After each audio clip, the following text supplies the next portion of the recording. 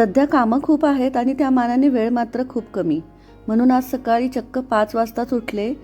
राखी पौर्णिमा जवळ आली आहे, त्यामुळे सकाळी उठून भावांसाठी राख्या बनवून घेतल्या. लहानपणापासून आत्तापर्यंत मी माझ्या भावांसाठी राख्या स्वतः हातानेच बनवते आणि खरं सांगायचं तर त्यात मला खूप आनंद मिळतो. यावेळी राख्यांसाठी मी जपमाळेचे मणी वापरले आहेत.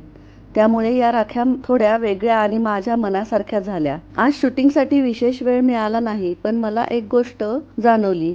आपण कितीही बिझी असलो तरी आपल्या आवडीच्या कामासाठी वेळ काढायलाच हवा. कारण वेळ कधीच मिळत नसतो, तो काढावा लागतो आणि स्वतःसाठी काढलेला तो थोडासा वेळ कधी-कधी आपल्याला पुन्हा फ्रेश करतो, क्रिएटिव्ह करतो आणि सगळ्यात महत्त्वाचं म्हणजे स्वतःशी जोडून ठेवतो. हे सगळं आटपून सकाळी 7 वाजता ट्रॅकवर जाऊन आले. हा वेळ माझ्यासाठी खूप महत्त्वाचा असतो. सकाळचा हा वेळ मला दिवसभरासाठी एनर्जी टिकवण्यास मदत करतो. मी जिथे राहते तिथे इतकी सुंदर जागा आहे, त्यामुळे मी स्वतःला खूप नशीबवान समजते. हे इतके फ्रेश वातावरणच मला सतत क्रिएटिव्ह राहायला भाग पाडते. सकाळी 8 वाजेपर्यंत कोणत्याही परिस्थितीत ट्रॅकवरनं घरी यावं लागतं, कारण सगळ्यांसाठी नाश्ता बनवून मग स्वयंपाक करायचा असतो. किचनमध्ये माझं काम सुरू असतं, पण ही माझी पिल्लं सतत माझ्या डोळ्यासमोर असतात. त्यांच्याकडे पाहिलं की मन आनंदी राहतं आणि मला असंही वाटतं की आजूबाजूला निसर्ग आणि शांतपणा असेल तर आपली क्रिएटिव्हिटी सुद्धा वाढते. हे छोटे इतके गोड आहेत की मला रोज आवाज देतात. त्यांना त्यांचा खाऊ दिला की मग ते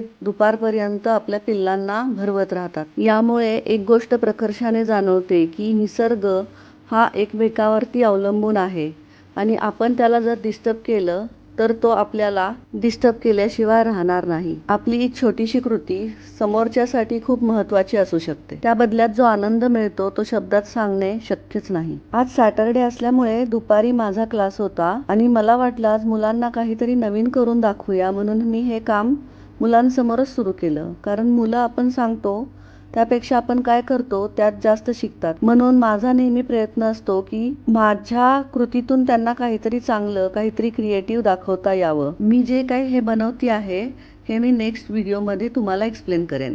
कारण सध्या माझ्याच आयडिया अजून याबद्दलच्या क्लिअर नाही आहेत. दिवस खरंच खूप हेक्टिक होता, तरीही काही ऑर्डर पेंडिंग असल्यामुळे मी हे रांगोळीचे काम आज कंप्लीटच करायचे ठरवले असल्यामुळे हे करता करता रात्र कधी झाली समजलेच नाही. आता हे पॅक करण्याआधी तुम्हाला दाखवण्यासाठी याचा फोटोशूट करून घेतला.